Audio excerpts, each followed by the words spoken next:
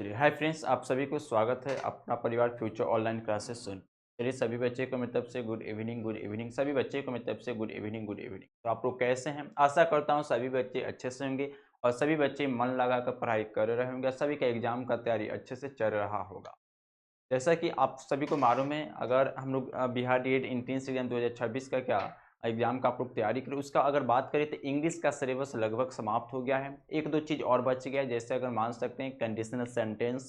ये आपके एग्जाम के ओरिएंटेड बहुत ही ज़्यादा इंपॉर्टेंट है, यानी मेन अगर बात करें तो कंडीशनल सेंटेंस बच गया है और आर्टिकल्स, और एक आर्टिकल्स बच गया है और एक डिग्री बच गया है। तो आर्टिकल्स से बहुत ही कम प्रश्न पूछा जाता है, लेकिन हम लोग क्या है, अभी तो एग्जाम नहीं होने वाला। हम लोग बढ़िया तरीका से आर्टिकल्स को भी पढ़ेंगे, डिग्री को भी पढ़ेंगे, लेकिन सबसे ज़्यादा अच्छे से हम लोग क्या कंडीशनल सेंटेंस पर ध्यान देंगे, क्योंकि कंडीशनल सेंटेंस से हर साल जो है दो प्रश्न देखने को मिलता है। आप कोई भी पीवाईक्यू देख लीजिए, जैसे आज आज ही हम लोग क्या करेंगे, पीवाईक्यू को अभी तुरंत प्रैक्टिस करने वाले हैं। तो आज इसमें भी देख लीजिएगा, दो एक से दो मतलब दो क्वेश्चन कम से कम क्या आपका कंडीशनल सेंटेंस से एग्जाम में पूछा ही जाता है। और जितना भी इम्पोर्टेंट है जिससे प्रश्न आपका पूछा जाता है, जैसे नरेशन, वॉइस, टेंस, ये सब क्या है, सभी एडम फ्रेज, ये सब क्या अच्छे से पढ़ा दिया गया है। एप्रोप्रिएट सेंटेंस, बहुत चीज़ पढ़ा दिया गया है। तो आज हम लोग क्या करेंगे, फिर से आप सभी के सामने क्या है, आपके एग्जाम के ओरिएंटेड लेकर क्या है, पीवाईक्यू मस्ट इम्पोर्टेंट लेकर आए हैं, जो हम लोग अच्छे से प्रैक्टिस करेंगे। तो चलिए बिना समय को बर्बाद करते हुए एक एक कर हम लोग क्वेश्चन शुरू करते हैं। देखिए क्वेश्चन क्या है।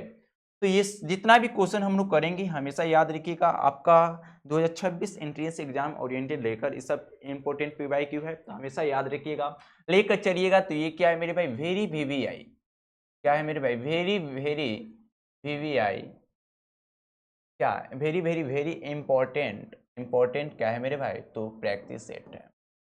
चलिए हम लोग शुरू करते हैं। एक फर्स्ट क्वेश्चन आप सभी के सामने यहाँ पर देखिए क्या है।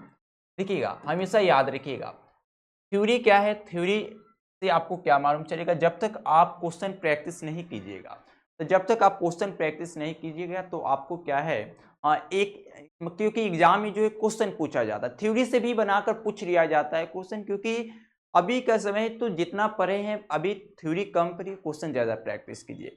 पीवाईक्यू सॉल्व करना जरूरी है। क्यों पीवाईक्यू सॉल्व करना जरूरी है? क्योंकि आप माइंडसेट बन जाएगा आपका, तो एग्जाम में जिस एग्जाम का हम लोग तैयारी करें, उस एग्जाम में किस टाइप्स का प्रश्न पूछा जाता है, उसी टाइप्स का अगर प्रिपरेशन शुरू करते हैं तो आपका क्या है, मार्क्स इंक्रीजिंग, और क्या है, बाकी का अपेक्षा मार्क्स अच्छा आएगा। इसलिए पीवाईक्यू क्वेश्चन सॉल्व करना बहुत ही ज्यादा क्या है, जरूरी है।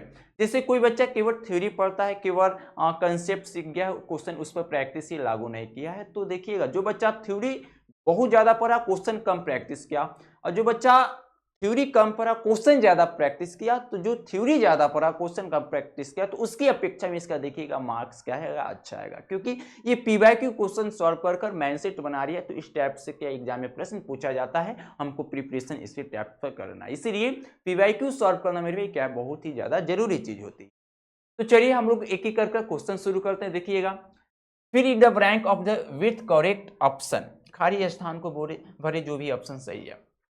क्वेश्चन देखिएगा, not only mathematics but also science, इस पर क्या ध्यान देना है। देखिए मेरे भाई, नॉट ओनली इस पर ध्यान दीजिए, और बट ऑल्सो ये है। तो हमेशा याद रखिएगा, जब भी कंसेप्ट यहां सीखिए, जब भी मेरे भाई क्या, जब भी नॉट ओनली, ये जो क्वेश्चन आपका है ये क्या है मेरे भाई, सिंटेक्स यानी सब्जेक्ट वर्ब एग्रीमेंट का, याद रखिएगा। ये जो फर्स्ट क्वेश्चन है मेरे भाई, फर्स्ट क्वेश्चन किसका दिया गया है, तो हमेशा याद रखिएगा, फर्स्ट क्वेश्चन जो है subject verb agreement, subject verb agreement, यानी ये किसका क्वेश्चन दिया गया है, तो सिंटैक्स का दिया गया है। सिंटैक्स कहने का मतलब मेरे भाई क्या होगा, सिंटैक्स कहने का मतलब क्या हुआ, तो हमेशा याद रखिएगा, इसमें हम लोग क्या सीखते हैं, तो सिंटैक्स इंग्लिश लैंग्वेज का वह ब्रांच होती है जिसमें हम लोग वर्ब का सही सही प्रयोग करना सीखते हैं। जैसे हम लोग नॉर्मल अगर पास ऑफ स्पीच का माने, तो पास ऑफ स्पीच में आप लोग वर्ब के बारे में स्टडी करते हैं। वर्ब में भी अगर मान के चलिए तो क्या है, एक मेन वर्ब के बारे में स्टडी करते हैं, एक्जुएरी वर्ब की स्टडी करते हैं। अगर बात करिए एक्जुएरी वर्ब की दुनिया में संख्या कितनी होती है, तो 24 होती है, जिसको 3 पार्ट में डिवाइड किया गया है। प्रिंसिपल वर्ब हो गया, और क्या हो गया मेरे भाई, मॉडरेट वर्ब हो गया, सेमी मॉडरेट वर्ब हो गया। अगर बात करें प्रिंसिपल वर्ब की संख्या 11 होती है, मॉडरेट वर्ब की संख्या प्रिंसिपल वर्ब की संख्या 11 होती है, मॉडरेट वर्ब की संख्या 10 होती है और सेमी मॉडरेट का संख्या क्या 3। जब आपस में तीनों को जोड़िएगा तो आप एक्सुएरी वर्ब की संख्या 24 आ जाएगी। जो इसमें आप लोग सुनते होंगे तो एक्सुएरी वर्ब को ही हेल्पिंग वर्ब बोला जाता है, लेकिन यह कहना गलती है। क्या मेरे भाई, सभी मतलब हेल्पिंग वर्ब एक्सुएरी वर्ब हो सकती है, लेकिन सभी एक्सुएरी वर्ब हेल्पिंग वर्ब नहीं हो सकता है। एक्सुएरी वर्ब को जो हेल्पिंग वर्ब की जो संख्या होती है जो 11, उसी को हम लोग क्या बनेंगे, हेल्पिंग वर्ब यानी सहायक वर्ब, एचवी वर्ब बोला जाता है। ओके, हाँ। आगे बात करें तो इसमें आप लोग मेन वर्ब के बारे में स्टडी करते थे। मेन वर्ब में आप लोग क्या है, transitive verb, intransitive verb, finite verb, non finite verb, और कहे तो मेरे भाई क्या हो गया, रेगुलर इरेगुलर के बारे में स्टडी करते हैं। तो वर्ब में आप लोग उसमें स्टडी करते हैं, लेकिन हम लोग सिंटैक्स में क्या सीखते हैं, सब्जेक्ट वर्ब एग्रीमेंट में क्या सीखते हैं, तो वर्ब का सही सही प्रयोग कैसे किया जाता है। जैसे इज है तो इज का प्रयोग कहां कहां करेंगे, आर है तो आर का प्रयोग कहां कहां करेंगे, हैव है तो हैव का प्रयोग कहां कहां करेंगे। यानी हमेशा याद रखिएगा सब्जेक्ट वर्ब एग्रीमेंट बहुत ही जरूरी चीज होती है, क्योंकि इसमें आप वर्ब का सही सही प्रयोग करना सीखते हैं। तो कोई पूछे सिंटैक्स क्या होता है, यानी सब्जेक्ट वर्ब एग्रीमेंट का दूसरा नाम सिंटैक्स होता है मेरे भाई, हमेशा याद रखिएगा। ये जो सब्जेक्ट वर्ब एग्रीमेंट है इसी का दूसरा नाम सिंटैक्स है। इसमें हम लोग क्या क्या सीखते हैं, तो इसमें वर्ब का जो है मेरे भाई, ये जो वर्ब होता है इसका सही सही यानी सही सही क्या है मेरे भाई, प्रयोग करना यानी यूज करना सीखते हैं, हमेशा याद रखिए। ओके, तो कोई पूछे सिंटैक्स क्या होती है, तो इंग्लिश लैंग्वेज का वह ब्रांच जिसमें हम लोग वर्ब का सही सही यूज करना सीखते हैं। फर्स्ट क्वेश्चन देखिएगा, जब भी दो noun not only but also say जुड़ा हो तो वर्ब किसके अनुसार लगाएंगे, हमेशा याद रखिएगा। जब भी दो noun not only but also say जुड़ा हो, तो यहां देखिए मैथमेटिक्स भी यहाँ भी मेरे भाई नाउन है और साइंस भी देखिए यहाँ पे नाउन है। तो जब भी दो noun not only but also say जुड़ा हो तो बट ऑल्सो के बाद जो नाउन आएगा उसी के अनुसार हम वर्ब लगाएंगे। तो यहां पर देखिए वर्ब मेरे भाई बट ऑल्सो के बाद क्या है, नाउन, साइंस नाउन है मेरे भाई। तो साइंस हमेशा याद रखिएगा, जब भी विषय का बात करें, जब भी सब्जेक्ट का बात करें मेरे भाई, हमेशा याद रखिएगा जब भी सब्जेक्ट का बात करें तो हमेशा याद रखिएगा क्या होता है मेरे भाई, तो सिंगुलर होता है। क्या होता है मेरे भाई, जब भी अगर कोई भी सब्जेक्ट का बात करें, इस दुनिया का कोई भी सब्जेक्ट हो, संस्कृत हो, म्यूजिक हो, कोई भी सब्जेक्ट हो, फिजिक्स हो, केमिस्ट्री, कोई भी हो, जब भी सब्जेक्ट का बात करें हमेशा सिंगुलर होता है। तो जब ये सिंगुलर हो गया तो इसके साथ वर्ब क्या एक्सेप्ट किया जाएगा, तो वर्ब सिंगुलर एक्सेप्ट किया जाएगा। क्योंकि हम लोग सिंटैक्स के नियम के अनुसार जानते हैं, क्या जानते हैं मेरे भाई, सिंटैक्स के नियम के अनुसार हम लोग क्या जानते हैं, तो अगर कोई भी सेंटेंस में जब कोई भी सेंटेंस में जब सब्जेक्ट सिंगुलर हो तो उसके साथ वर्ब क्या एक्सेप्ट किया जाएगा, तो वर्ब सिंगुलर एक्सेप्ट किया जाएगा। अगर कोई भी सेंटेंस में अगर सब्जेक्ट प्लुरल हो तो इसके साथ वर्ब क्या एक्सेप्ट किया जाएगा, तो वर्ब प्लुरल एक्सेप्ट किया जाएगा। तो जब ये सिंगुलर हो गया तो इसके साथ वर्ब क्या एक्सेप्ट किया जाएगा, सिंगुलर एक्सेप्ट किया जाएगा। तो ए नंबर ऑप्शन में देखिए वेयर है, तो वेयर देखिए प्लुरल, इसलिए क्या है मेरे भाई, ए ऑप्शन क्या होगा, इस क्वेश्चन का आंसर नहीं होगा। बात करें बी, देखिए इज है तो ये हो सकता है मेरे भाई। सी का बात करें देखिए हैव क्या है, प्लुरल, इसलिए भी ई नहीं होगा। और देखिए ये भी क्या है, प्लुरल, इसलिए नहीं होगा। यानी यहाँ वेयर भी प्लुरल है मेरे भाई, इसलिए ऑप्शन ए एक्सेप्ट नहीं किया जाएगा। यहाँ पर है भी प्लुरल है, इसलिए बी सी ऑप्शन ए नहीं एक्सेप्ट किया जाएगा। और यहाँ पे आर भी प्लुरल है, इसलिए डी भी ऑप्शन एक्सेप्ट नहीं किया जाएगा। तो यहाँ पर देखिए इज सिंगुलर, यानी इस क्वेश्चन का अगर आंसर का बात करें तो बी वाला आंसर क्या किया जाएगा, तो आप सभी के सामने इस क्वेश्चन का सही आंसर एक्सेप्ट किया जाएगा। यानी ए का बी ऑप्शन क्या है, सही है। यानी यहां से आपको देखिए एक क्वेश्चन से हम लोग क्या 2-3 क्वेश्चन हम लोग क्या प्रैक्टिस भी कर लिए, और उसके बाद हम लोग कॉन्सेप्ट भी थोड़ा सा इसके बारे में समझ लिए। ओके, तो इसी टाइप पर हम लोग क्वेश्चन प्रैक्टिस करेंगे। चलिए नेक्स्ट क्वेश्चन का बात करें। नेक्स्ट क्वेश्चन देखिए मेरे भाई, एडम फ्रेज क्या है, ये भी एग्जाम के लिए बहुत ही ज्यादा वेरी इंपॉर्टेंट है। इसे भी 2-3 प्रश्न देखने को कम से कम तो 2 प्रश्न आ ही जाता है हर साल। अगर मान के चले तो अधिकतम क्या मैक्सिमम 3 भी आ जाता है कभी कभी। तो 2 प्रश्न लेकर चलते इसके बारे में। चलिए एडम फ्रेज है, बहुत ही ज्यादा जरूरी है। चलिए बताइएगा ब्रैक शिफ्ट क्या है, बताइए इस एडम्स का मतलब, इसका इस क्वेश्चन का ऑप्शन कौन सा सही होगा, ब्लैक शिफ्ट। चलिए इसका जवाब देना शुरू कीजिए। ब्रैक शिफ्ट क्या हो जाएगा मेरे भाई, चलिए जवाब दीजिए। तो ब्रैक शिफ्ट इस क्वेश्चन का कौन सा आंसर हो जाएगा, क्या हो जाएगा मेरे भाई, बताइए क्या हो जाएगा। ठीक है, सबसे पहले अगर बात करें ब्रैक जो शिप दिया गया है इसका मतलब क्या होगा मेरे भाई। ब्रैक शिप का मतलब होता है क्या मेरे भाई, बदनाम व्यक्ति, यानी वैसा व्यक्ति जो क्या बहुत सारा क्या गलत आरोपों से क्या उसको क्या उस व्यक्ति को माना गया है, यानी वो बहुत ही ज्यादा गलत काम करता है, इसलिए हम क्या उसको करते हैं, बदनाम व्यक्ति। यानी ब्रैक शिप का मतलब कर सकते हैं, इसका मतलब क्या होगा मेरे भाई, बदनाम व्यक्ति। और इस क्वेश्चन का कौन सा आंसर एक्सेप्ट किया जाएगा, देखिए क्या एक बार सॉम पर्सन हो जाएगा मेरे भाई, ये नहीं होगा। क्या होनोरेवर हो जाएगा, ये भी नहीं होगा। एक कैंड, यानी ये तो दूर से नहीं होगा मेरे भाई। क्या हो जाएगा मेरे भाई, एक क्या हो जाएगा, ए डिस क्या reportable member of A group, यानी क्या मेरे भाई उसके पास कोई भी रिपोर्टेबल नहीं है। यानी इस क्वेश्चन का जो है डी वाला आंसर आप सभी के सामने सही आंसर एक्सेप्ट किया जाएगा।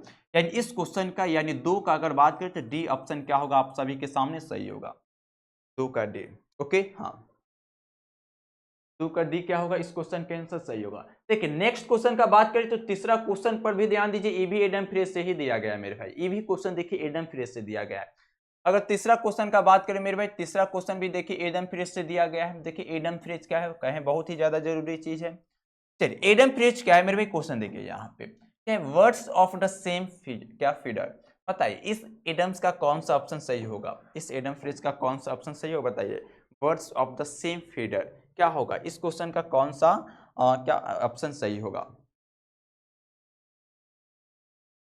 चलिए आप लोग हिंदी में मेरे भाई सुनते आ रहे होंगे मुहावरा, क्या क्या मेरे भाई, चोर चोर मौसेरा भाई, इस हिंदी में आप लोग सुनते आएंगे चोर चोर मौसेरा भाई, इसी को इंग्लिश में क्या बोला गया, words of the same feeder, इसका मतलब ही क्या होता है, चोर चोर मौसेरा भाई, जो बचपन से आप लोग क्या ये डिफरेंस ये मुहावरा क्या लोग से कहते आ रहे होंगे, यानी मेरे भाई चोर चोर मौसेरा भाई, यानी इस एडम्स का मतलब क्या हो जाएगा, चोर चोर मौसेरा भाई, मौसेरा भाई।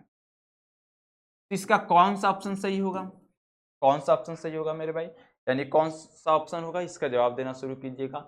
यानी क्या हो जाएगा, person of the same height, नहीं मेरे भाई। क्या person of the same character, ये भी नहीं होगा। पीपुल वर्किंग टुगेदर, नहीं एक साथ तो वर्किंग का बात नहीं करे, यानी क्या हो जाएगा, वर्ड्स फ्राइंग टुगेदर, यानी क्या होगा, इस क्वेश्चन का भी आंसर क्या होगा, डी ऑप्शन क्या किया जाएगा, आप सभी के सामने सही आंसर एक्सेप्ट किया जाएगा। क्या हो जाएगा मेरे भाई, 3 का डी ऑप्शन क्या होगा, सही होगा।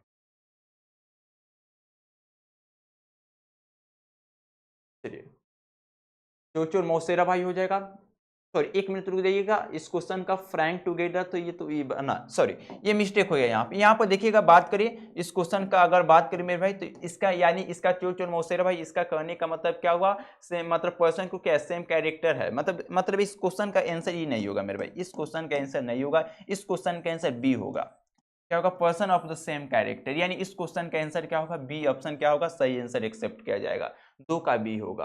क्या होगा मेरे भाई, 2 का बी होगा इस क्वेश्चन का आंसर, 2 का बी, सॉरी डी नहीं होगा, 2 का बी होगा। ओके हाँ चलिए 4 नंबर क्वेश्चन का आंसर दीजिए मेरे भाई, एप्रोप्रिएट सेंटेंस का देखिए क्वेश्चन है ये। 4 नंबर बात करें देखिए, complete the sentence using appropriate option, appropriate option मेरे भाई क्वेश्चन का आंसर दीजिए। द काउंसिल डैश मेड क्या इस डिसीजन, इस क्वेश्चन का आंसर जवाब देना शुरू कीजिए। यानी 4 नंबर क्वेश्चन का कौन सा आंसर होगा, जवाब दीजिए। 4 नंबर क्वेश्चन का कौन सा आंसर होगा, जवाब दीजिए, बताइए क्या होगा मेरे भाई, चलिए जवाब दीजिए। देखिए ये मेरे भाई अगर बात करें इस क्वेश्चन का कौन सा आंसर सही एक्सेप्ट किया जाएगा, तो सुनिएगा, ये जो द काउंसिल है मेरे भाई, ये जो सब्जेक्ट दिया गया है द काउंसिल, हमेशा याद रखिएगा, ये जो सब्जेक्ट दिया गया है हमेशा याद रखिएगा, ये क्या होगा, तो सिंगुलर है, ये मेरे भाई क्या है, सिंगुलर सब्जेक्ट है। तो जब ये सिंगुलर हो गया सब्जेक्ट, यानी तो हम क्या लगाएंगे, जब सब्जेक्ट सिंगुलर होगा तो हम लोग तुरंत जाएंगे क्या सब्जेक्ट भर क्या सब्जेक्ट भर एग्रीमेंट के नियम के अनुसार जानेंगे। तो जब किसी भी सेंटेंस में जब सब्जेक्ट सिंगुलर हो गया तो उसके साथ क्या वर्ब एक्सेप्ट किया जाएगा मेरे भाई, उसके साथ क्या वर्ब एक्सेप्ट किया जाएगा, तो जब सब्जेक्ट सिंगुलर हो तो उसके साथ जो वर्ब लगेगा वो क्या लगेगा मेरे भाई, तो सिंगुलर वर्ब एक्सेप्ट किया जाएगा। देखिए इसके अनुसार कौन सा ऑप्शन सही होगा, देखिए यहाँ पे हैविंग होगा नहीं, हैव हैड होगा नहीं, हैव भी नहीं होगा, यानी हैज और ऑप्शन क्या होगा मेरे भाई, सही। यानी क्या होगा, the council has made made it क्या इट्स डिसीजन, यानी इस क्वेश्चन का डी ऑप्शन क्या होगा, सही होगा, इस क्वेश्चन का डी, यानी 4 का डी। 5 देखिए क्वेश्चन क्या है, 5 देखिए ये भी एप्रोप्रिएट सेंटेंस का ही क्वेश्चन है मेरे, ये भी एप्रोप्रिएट सेंटेंस है। देखिए 5 नंबर क्वेश्चन पर ध्यान दीजिएगा क्या है, देखिए एप्रोप्रिएट ऑप्शन क्वेश्चन क्या है, the quality of product that over time, चलिए बताइए इस क्वेश्चन का कौन सा आंसर सही होगा, the quality of the product that's over time, 5 number question का कौन सा आंसर एक्सेप्ट किया जाएगा मेरे भाई? जवाब देना शुरू कीजिएगा। 5 नंबर का कौन सा ऑप्शन एक्सेप्ट किया जाएगा? क्या हो जाएगा? चलिए जवाब दीजिए तो।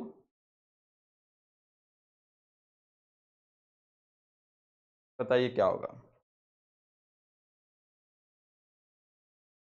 क्या हो जाएगा?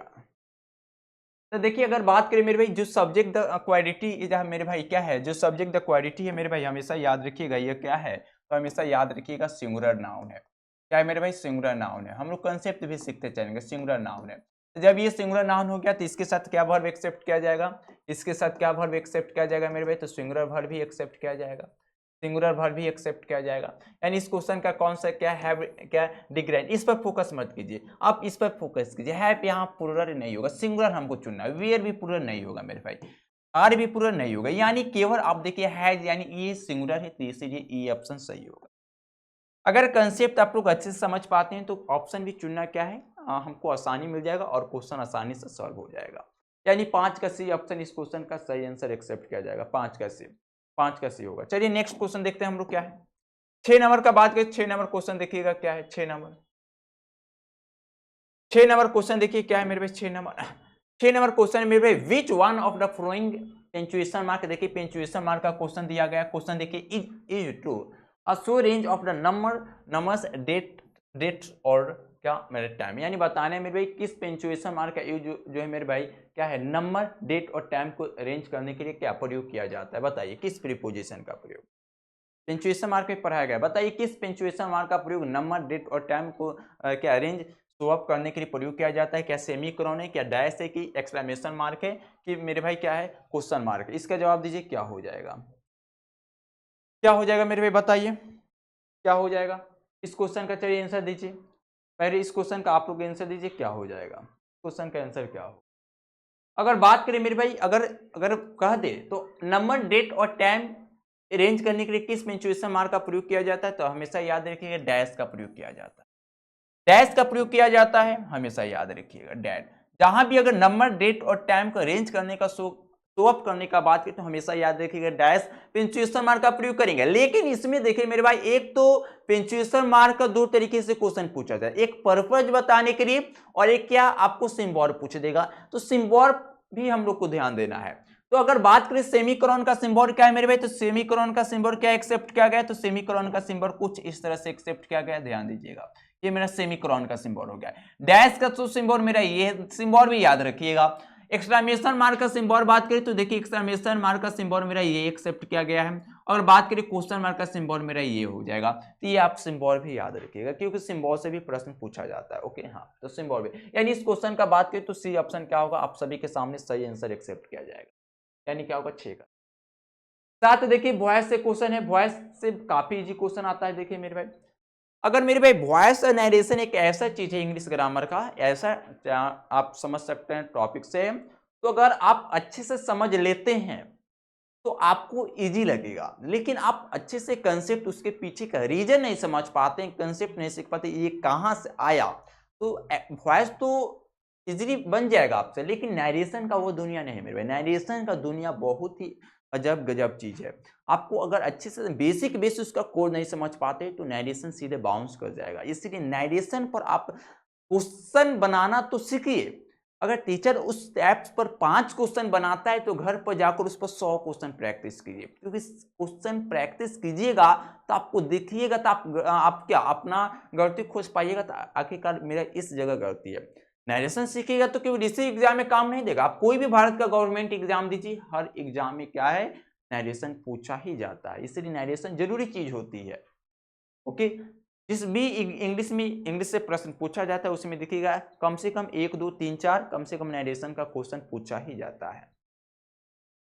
देखिए, a sentence had been active voice out of the 4 alternative given below, select one which best expressed the same passive in the sentence in passive voice। यानी ये वॉइस से क्वेश्चन, देखिए वॉइस का अगर बात करें मेरे भाई, देखिएगा यहाँ पे थोड़ा वॉइस के बारे में समझिएगा।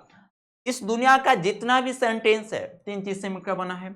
सब्जेक्ट मेरे भाई, वर्ब हो गया, ऑब्जेक्ट हो गया। जब यही स्टेटमेंट होता है तो हम समझे तो ये किस स्टेटमेंट का है क्वेश्चन मेरे भाई, तो एक्टिव वॉइस का है। तो अगर मेरे भाई इसमें समझने की कोशिश कीजिएगा, अगर कोई भी सेंटेंस में जो एक्टिव वॉइस होता है, सॉरी जो ऑब्जेक्ट होता है, तो अगर उसको पैसिव वॉइस में चेंज करते समय उसको सब्जेक्ट में चेंज करते हैं, उसके बाद वर्ब है तो वर्ब लिखेंगे, हाँ या ना, हाँ वर्ब लिखेंगे। उसके बाद जो सब्जेक्ट होगा उसको किस में चेंज करेंगे, तो ऑब्जेक्ट में चेंज करेंगे। और इसके बाद बाई का भी प्रयोग करेंगे, इसके पर यानी ऑब्जेक्ट के पहले बाई प्लस एजेंट लगा देंगे हम लोग। जब ये स्टेटमेंट में जो भी क्वेश्चन होगा तो हम समझेंगे वो किसका है, तो मेरे भाई पैसिव वॉइस का, हाँ या ना, तो मेरे भाई पैसिव वॉइस का। तो इसी स्टेटमेंट में हमको काम कराना है। कुछ क्वेश्चन देखिए, we drop him out of the train. इसमें मेरे भाई ऑब्जेक्ट क्या हिम है, तो इसको सबसे पहले सब्जेक्ट में चेंज कीजिए तो क्या हो जाएगा, ही हो जाएगा। ओके, यहाँ ड्रॉप देखिए पास्ट में है तो वाज वेयर का प्रयोग होगा, तो ही के साथ क्या लगेगा मेरे भाई, वाज या वेयर, वाज या वेयर, तो वाज लगेगा। तो देखिए वाज में देखिए ई वाला ऑप्शन में वाज है, इस वाला ऑप्शन में वाज है, लेकिन इस क्वेश्चन में देखिए कंटिन्यूअस में नहीं दिया, लेकिन ये बिंग लगा दिया, इसलिए बी ऑप्शन एक्सेप्ट नहीं किया जाएगा। हैज बीन तो होगा नहीं, वाज, चलिए यानी आपको बी सी ऑप्शन नहीं होगा।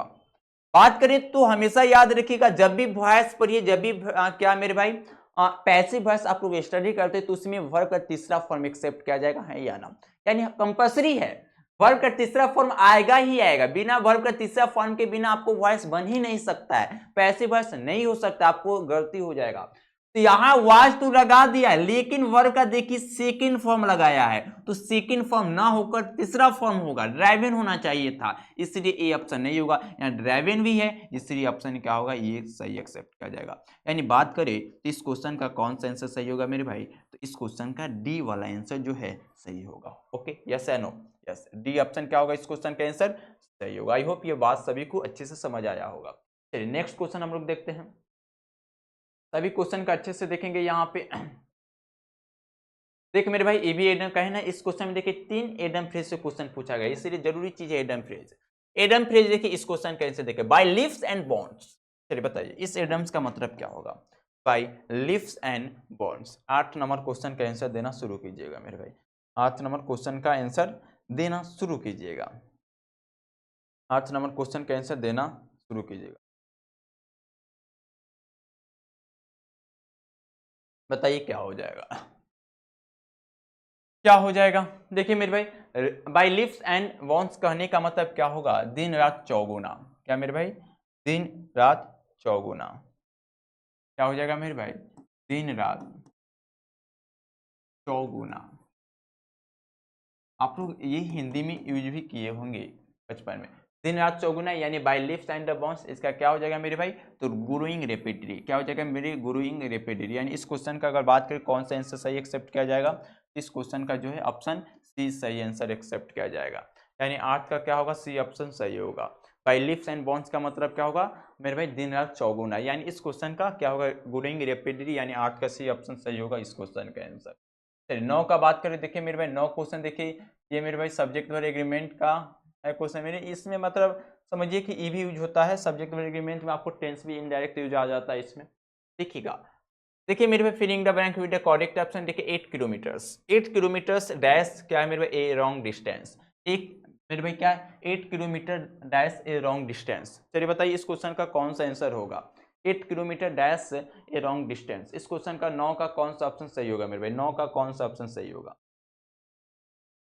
हमेशा याद कौन सा ऑप्शन सही होगा मेरे भाई। तो जहां भी अगर मेरे भाई डिस्टेंस का बात करेगा, डिस्टेंस का बात करेगा, जैसे 8 किलोमीटर, 2 किलोमीटर, 100 किलोमीटर, 500 किलोमीटर, जहां भी अगर डिस्टेंस का बात कर दे, जितना भी डिस्टेंस हो, तो जहां भी अगर डिस्टेंस का बात कर दे तो हमेशा याद रखिएगा वो हमेशा क्या होता है, क्या होता है, तो जहां भी अगर डिस्टेंस का बात कर दे, क्या मेरे भाई दूरी का बात करें यानी डिस्टेंस का बात कर दे, तो हमेशा याद रखिएगा क्या होता है, तो सिंगुलर होता है।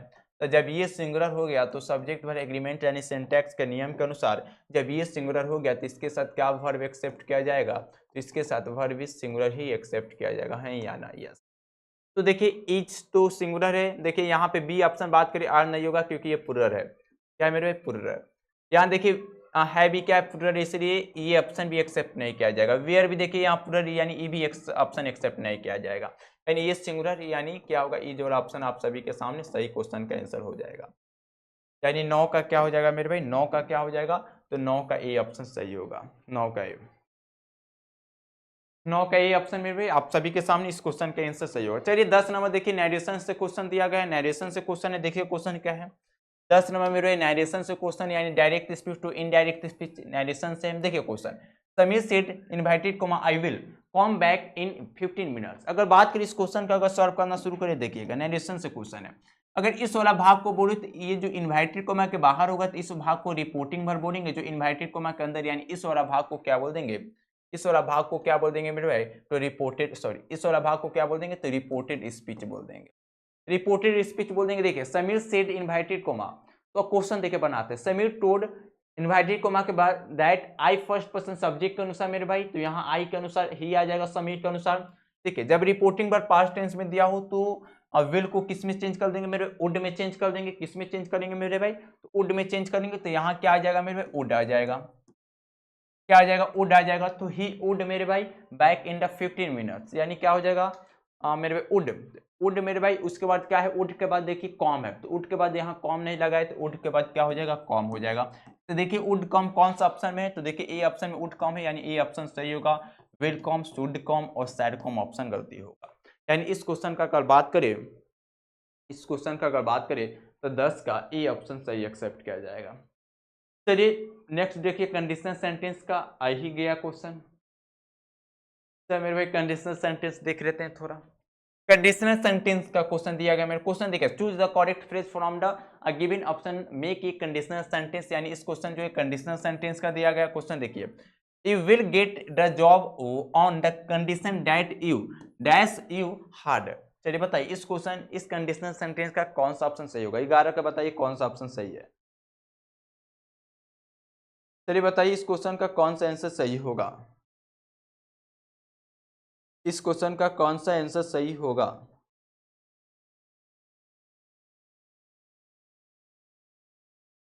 बताइए क्या होगा। तो अगर इस क्वेश्चन का बनाना शुरू कीजिए, देखिएगा ये मेरे भाई यहां से लेकर अगर बात करें तो यहां से यहां तक ये मेरा क्या होगा, फर्स्ट क्रॉज हो गया, और यहां से लेकर यहां तक सेकंड क्रॉज हो गया। याद रखिएगा इस क्वेश्चन को कैसे बनाएंगे, देखिएगा अगर मेरे भाई अगर फर्स्ट कंडीशनल सेंटेंस में देखिएगा क्या होगा, समझना योग्य बात है। कंडीशनल सेंटेंस में अगर मेरे भाई फर्स्ट क्रॉज में, अगर कंडीशनल सेंटेंस में अगर पहला क्रॉज में, अगर मेरे भाई कंडीशनल सेंटेंस में अगर पहला क्रॉज में सब्जेक्ट के बाद शैल या विल का प्रयोग किया गया हो, कंडीशनल सेंटेंस में मेरे भाई हमेशा याद रखिएगा सब्जेक्ट के बाद अगर शैल विल का प्रयोग किया गया हो, तो यहाँ देखिए यू तो सब्जेक्ट है मेरे भाई, यू तो सब्जेक्ट है, ओके, इसके बाद देखिए विल का प्रयोग किया गया, हाँ या ना, तो विल का प्रयोग किया गया।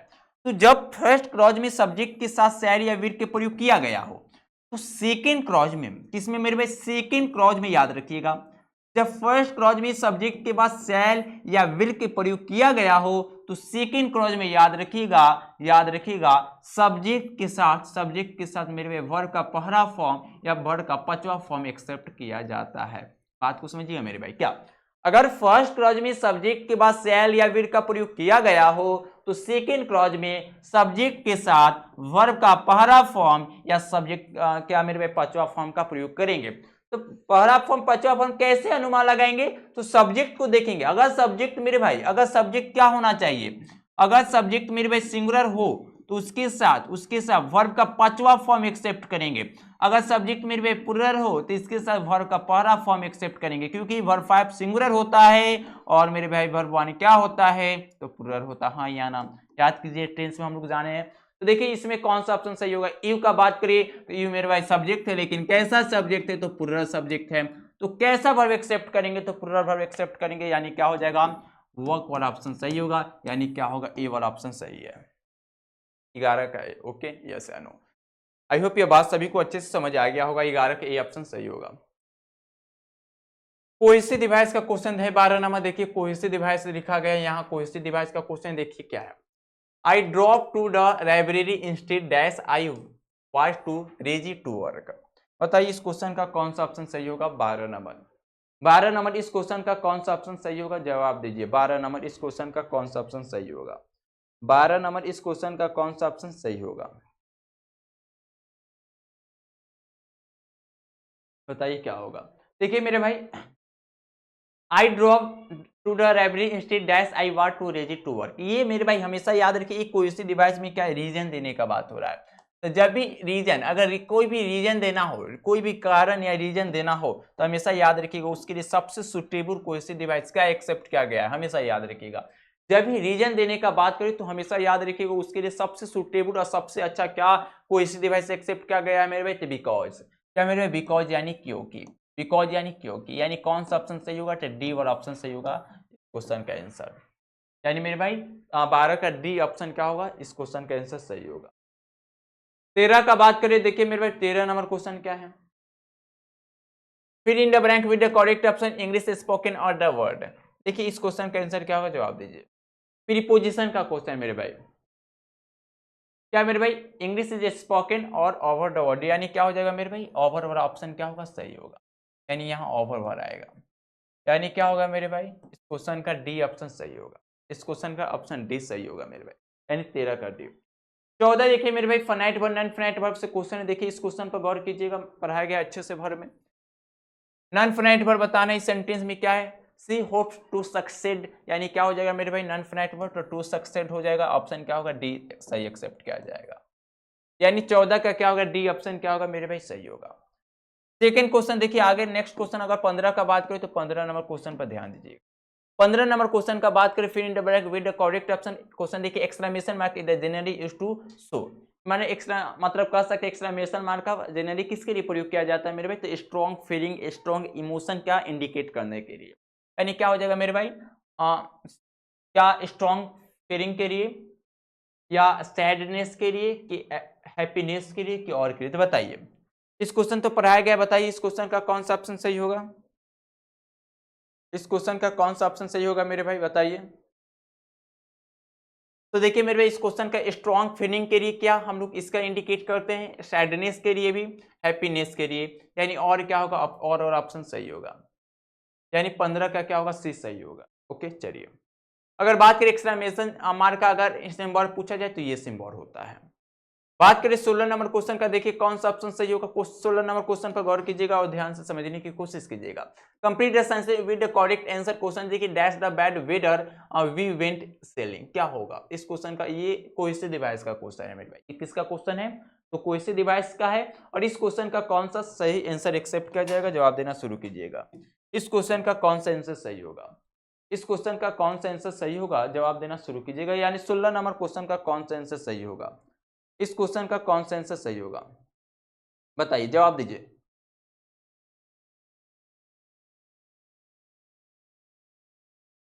चलिए बताइए क्या हो जाएगा, क्या हो जाएगा।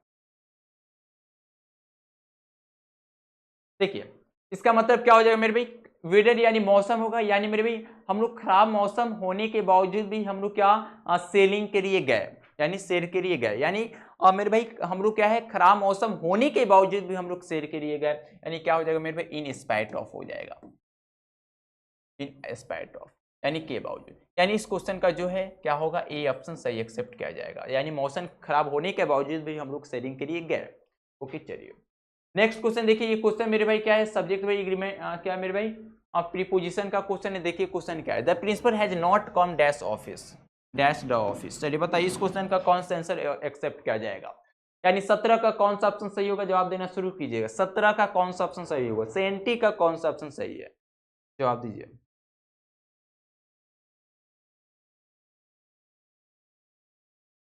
क्या होगा, यानी the principal has not to, क्या हो जाएगा मेरे टू द ऑफिस, यानी टू वाला ऑप्शन क्या होगा, इस क्वेश्चन का सही ऑप्शन एक्सेप्ट किया जाएगा।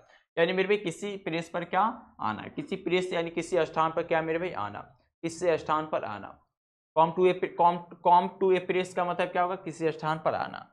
चलिए देखिए कंडीशनल सेंटेंस का 18 नंबर क्वेश्चन है, देखिए कंडीशनल सेंटेंस का ही क्वेश्चन दिया गया है। कंडीशनल सेंटेंस है, suppose that the match day will be in the finals, इस क्वेश्चन का कौन सा ऑप्शन एक्सेप्ट किया जाएगा, जवाब दीजिए।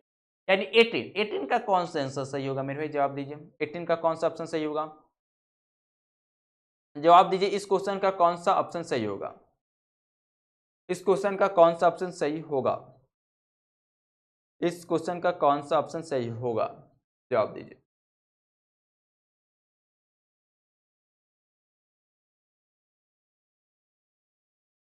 बताइए क्या होगा।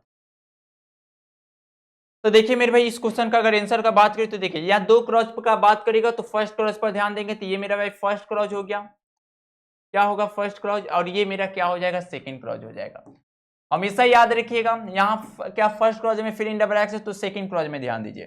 तो देखिए सेकंड क्रॉस में अगर बात करें तो देखिए किसका प्रयोग किया गया मेरे भाई, तो फ्यूचर इंडेफिनिट का प्रयोग किया गया, हाँ या ना। फर्स्ट सेकंड क्लॉज में फ्यूचर इंडेफिनिट का प्रयोग किया गया है तो हमेशा याद रखिएगा जब सेकंड क्लॉज में फ्यूचर इंडेफिनिट का प्रयोग किया गया हो तो फर्स्ट क्लॉज में हम किसका प्रयोग करेंगे, तो प्रेजेंट इंडेफिनिट का प्रयोग करेंगे, याद रखिएगा। जब भी फर्स्ट सेकंड क्लॉज में फ्यूचर इंडेफिनिट का प्रयोग किया गया हो तो हमेशा याद रखिएगा फर्स्ट क्लॉज में किसका प्रयोग करेंगे, तो प्रेजेंट इंडेफिनिट का प्रयोग करेंगे, हमेशा याद रखिएगा। तो सपोज यानी प्रेजेंट इंडेफिनिट क्या हो जाएगा मेरे भाई, क्या डे वुड विन हो जाएगा, डे विल विन हो जाएगा, नहीं ये नहीं होगा, यानी डे विन हो जाएगा, ये मेरा भाई क्या है, तो प्रेजेंट इंडेफिनिट है, यानी ऑप्शन क्या होगा, सी सही एक्सेप्ट किया जाएगा। इस क्वेश्चन का क्या होगा, ऑप्शन सी एक्सेप्ट किया जाएगा। इस क्वेश्चन का कौन सा आंसर एक्सेप्ट किया जाएगा, तो इस क्वेश्चन का मेरे भाई C option sorry A option सही एक्सेप्ट किया जाएगा, यस या नो, इस क्वेश्चन का ए ऑप्शन सही एक्सेप्ट किया जाएगा। ओके चलिए इस क्वेश्चन का ए ऑप्शन सही होगा। अगर बात करें 19 नंबर क्वेश्चन, देखिए क्या है 19 नंबर क्वेश्चन क्या है, ये मेरे भाई नरेशन से क्वेश्चन दिया गया 19 number, direct speech to indirect speech यानी नरेशन से क्वेश्चन दिया गया। क्वेश्चन पर ध्यान देने की कोशिश करते, ध्यान दीजिएगा। He said I shall be in Mumbai on Sunday, यानी इस वाला भाग को रिपोर्टिंग पर बोलेंगे और इस वाला भाग को यानी इन्वाइटेड कोमा के अंडर जो रहेगा उसको रिपोर्टेड स्पीच बोलेंगे, यस या नो, यस। चलिए आगे देखिए, ही सेड दैट ही, अब देखिए यहां जब रिपोर्टिंग पर पास्ट टेंस में दिया हो तो शैल बी को किस में चेंज करेंगे, शुड वुड में चेंज करेंगे, तो यहाँ क्या आ जाएगा में ही आ जाएगा, यानी मेरे भाई ही के साथ क्या लगेगा, विल लगेगा, यानी वुड एक्सेप्ट किया जाएगा, यस या नो, वुड। उसके बाद क्या हो जाएगा, वुड हो जाएगा, बी हो जाएगा, इन हो जाएगा, would be in, would be in, देखिए कौन सा ऑप्शन में, वुड बी देखिए कौन सा ऑप्शन में है, तो वुड बी मेरे भाई शुड भी है, ये नहीं होगा, विल भी नहीं होगा, यानी बी होगा, इसमें भी वुड बी, उसमें भी वुड बी, और लास्ट में देखिए ऑन संडे, तो ऑन संडे होगा, यानी A option B option accept किया जाएगा इस क्वेश्चन का सही आंसर, यानी इस क्वेश्चन का क्या होगा, बी ऑप्शन क्या होगा मेरे भाई सही होगा, इस क्वेश्चन का बी ऑप्शन क्या होगा तो मेरे भाई सही होगा। ओके चलिए नेक्स्ट क्वेश्चन देखते हैं मेरे भाई, 20 नंबर लास्ट क्वेश्चन देखिए, लास्ट क्वेश्चन है, देखिए मेरे भाई नॉन फाइनाइट वर्ब से क्वेश्चन दिया गया है। क्वेश्चन देखिएगा, क्वेश्चन क्या है, they have having their breakfast don't disturb them, यानी बताना है इसमें नॉन फाइनाइट वर्ब क्या है मेरे भाई, तो मेरे भाई डिस्टर्ब नहीं है, ब्रेकफास्ट भी नहीं है, डे भी नहीं है, यानी हैविंग नॉन फाइनाइट वर्ब है।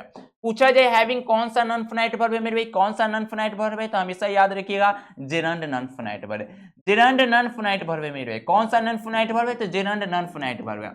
जेरंड नॉन फाइनाइट वर्ब कहने का मतलब, जेरंड कहने का मतलब क्या हुआ, तो हमेशा याद रखिएगा वैसा वर्ब जो वर्ब फोर के एक्सेप्ट करता है, जिसमें क्या लगा होता है, जिसमें मेरे भाई वर्ब में आईएनजी लगा होता है, यस या नो, जिसको कंटीन्यूअस इम्परफेक्ट प्रोग्रेसिव फॉर्म भी बोला जाता है, यानी क्वेश्चन क्या होगा सही होगा इस क्वेश्चन के, यानी नॉन फाइनाइट वर्ब क्या होगा, हैविंग होगा। तो आज की क्लास में हम लोग 20 क्वेश्चन प्रैक्टिस करें, यस या नो, हाँ 20 क्वेश्चन प्रैक्टिस किए हैं आज के क्लास में हम लोग 20 क्वेश्चन प्रैक्टिस किए हैं। तो जल्द से फटाफट आप लोग कमेंट में जवाब दीजिएगा, तो 20 में कितना कितना क्वेश्चन आप सभी का सही हुआ है। अगर बात करें 20 में ये क्वेश्चन सभी क्वेश्चन अच्छा था, बन जाने वाला था।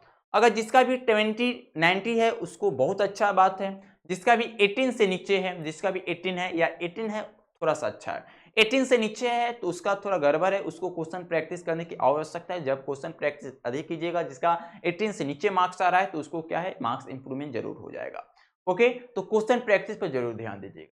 तो आज के हम लोग क्लास में हम लोग 20 क्वेश्चन क्या है इंपोर्टेंट प्रैक्टिस सेट के लिए, जिस मतलब बिहार डीएड एंट्रेंस एग्जाम 2026 के लिए इंपोर्टेंट हम लोग क्या है 20 क्वेश्चन प्रैक्टिस किए हैं।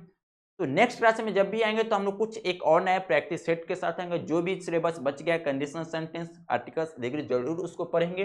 तब तक हम लोग क्या क्वेश्चन प्रैक्टिस पर अधिक ध्यान देंगे, क्योंकि एग्जाम में क्या है पीवाईक्यू सॉल्व करेंगे हम लोग, क्या है फीलिंग आएगा और एग्जाम प्रेशर क्या है हम लोग फिल करना सीख जाएंगे। तो इस टाइप से प्रश्न पूछा जाता है, हमको इस तरह से सॉल्व करना है। और मेरे भाई जो भी क्वेश्चन आप सॉल्व नहीं कर पाते हैं, खुद से री अटेम्प्ट कीजिए, रीट्राई कीजिए, री कोशिश कीजिए घर पर। यहां से मेरे भाई जब पढ़ा दिया गया है तो खुद से जाकर खुद से क्वेश्चन प्रैक्टिस करने की जरूरत है। और जहां क्वेश्चन नहीं प्रैक्टिस हो रहा है, जहां नहीं बन पा रहा है क्वेश्चन, तो क्या कीजिए खुद से बनाइए। जहां नहीं बन पा रहा है फिर वीडियो पीछे कीजिए। इस कारण से ये हुआ है, आप कारण भी हम देखिए जितना भी क्वेश्चन करवाएं केवल आंसर नहीं बताएं तो ये ऑप्शन ये होगा, ये क्या है 10 मिनट नहीं, समय दे रहे हैं इसलिए क्योंकि आप समझ पाइए तो इसके पीछे क्या कारण है, हम लोग ग्रामेटिकल टर्म भी समझने की कोशिश करें। जैसे अगर कोई भी आप लोग देखते कोई भी साइंस का जिस लॉ ऑफ रिफ्रैक्शन, ऑफ क्या light of refraction, law of refraction, refraction कोई भी पढ़ते हैं तो उसके पीछे कॉज भी सीखते हैं, यानी कारण, किस कारण से हुआ। तो इंग्लिश भी पढ़े तो उसके पीछे हम लोग कंसेप्ट भी सीखते चले। इससे कंसेप्ट पर ध्यान दीजिएगा, क्या होगा कंसेप्ट, अगर केवल आंसर मारिएगा हो सके आपका गलती भी हो जाए, लेकिन कंसेप्ट सीखेगा तो 100% सही होगा, और हो सके उस कंसेप्ट के कारण आगे वाला 2 प्रश्न और भी बन जाए, इस पर भी ध्यान दीजिएगा, यानी कंसेप्ट भी सीखिएगा। ओके, तो चलिए, आई होप आज का क्लास सभी को अच्छा लगा होगा और सभी को क्वेश्चन में मार्क्स अच्छा आया होगा। सभी का क्वेश्चन क्या है, इंग्लिश में पढ़ने में मजा आ रहा होगा। तो नेक्स्ट क्लास में जब भी मिलेंगे, जितना भी क्वेश्चन करवाया गया खुद से कोशिश कीजिए, बन जाएगा सब क्वेश्चन। एक ही कारण है इंग्लिश में इंप्रूवमेंट, अच्छा पढ़ना, प्रैक्टिस करते रहिए, प्रैक्टिस प्रैक्टिस प्रैक्टिस, क्योंकि प्रैक्टिस ही क्या है मेरे भाई, बहुत ही ज्यादा जरूरी है। ओके, तो चलिए नेक्स्ट क्लास में फिर मिलेंगे, तब तक आप लोग मन लगा पढ़ाई करते रहिएगा, अच्छा भोजन कीजिए, अच्छा भोजन कीजिएगा, स्वस्थ रहिएगा, पढ़ाई करने में मन लगेगा। तो फिर इसी टाइम पर हम लोग क्या है नेक्स्ट क्लास में मिलेंगे कुछ नए प्रैक्टिस के साथ, तब तक आप लोग मन लगा पढ़ाई करते रहिए। आप सभी को मेरी तरफ से बाय बाय, ओके, धन्यवाद, जय हिंद। चलिए ओके, बाय बाय, जय हिंद, बाय बाय, धन्यवाद।